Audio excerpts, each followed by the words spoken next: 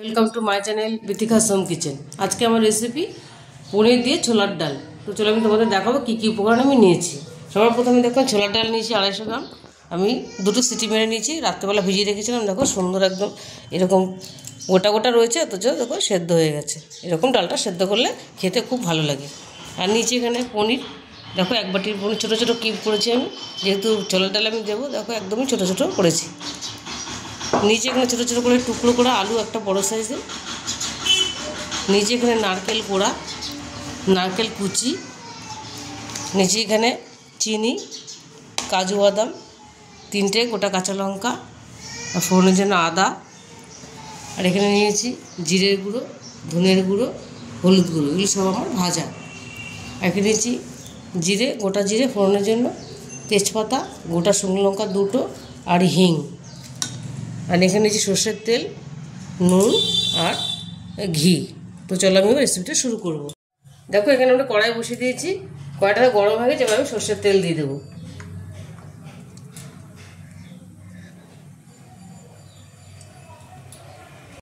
এবার তেলটা আমার গরম হয়ে গেছে, এবার আমি আলুটা ভেজে নেব।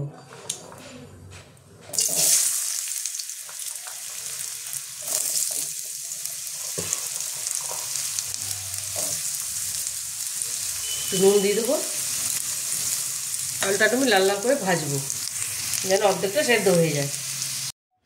দেখেন আলুটা ভেজে লাল করে আমি তুলে নিয়েছি, কাজুটাও ভেজে তুলে নিয়েছি, নারকেলটাও কুচিটাও ভেজে তুলে নিয়েছি। আর এখানে দেখো পনিরটাও আমি লাল লাল করে ভেজে তুলে নিয়েছি। এবার আমি কড়াইতে একটু তেল দিয়ে দিয়েছি। দেখো এবারে ফোড়নটা দিয়ে দেবো। আমি বেশি তেল দিইনি, অল্প তেল দিয়েছি, যেহেতু আমি ঘি দেবো। লঙ্কা 2টো ফাটিয়ে দিলাম। দিয়ে দেবো তেজপাতাটা,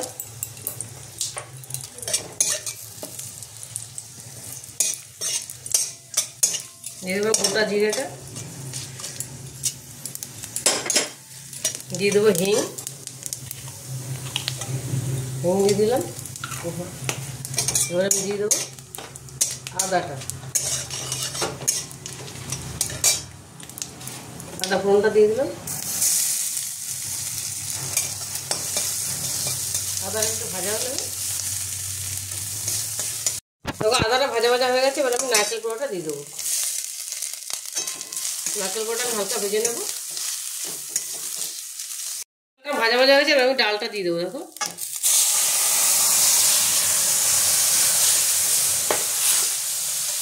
দিয়ে দেবো আমি আগে হলুদটা, হলুদ গুঁড়োটা দিয়ে দিলাম। এবার আমি দিয়ে দেবো জল। এবার প্রেশারের জলটা আমি দিয়ে দিলাম, ছোলা সেদ্ধ জলটা আমি দিয়ে দিলাম।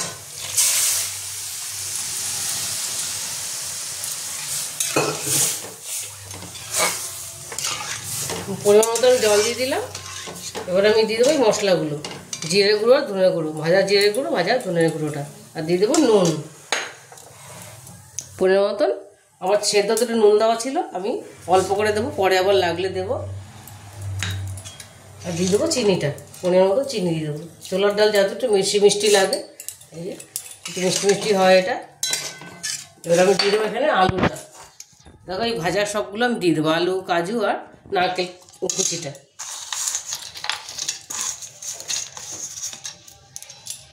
পনিরটা আমি পরে দেবো, একটু ফুটলে আমি পনিরটা দেবো। এবার আমি একটু ঢেকে দেবো।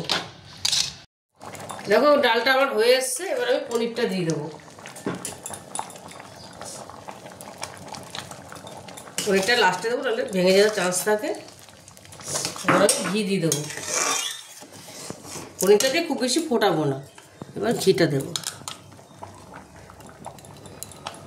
ঘিটা একটু বেশি করে দেবো, খেতে ভালো লাগবে তাহলে।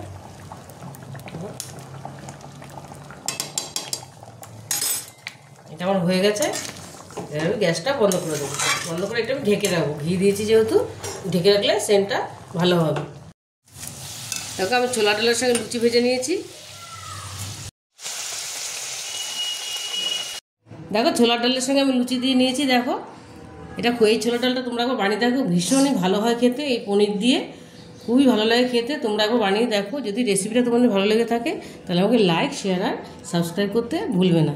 টাটা।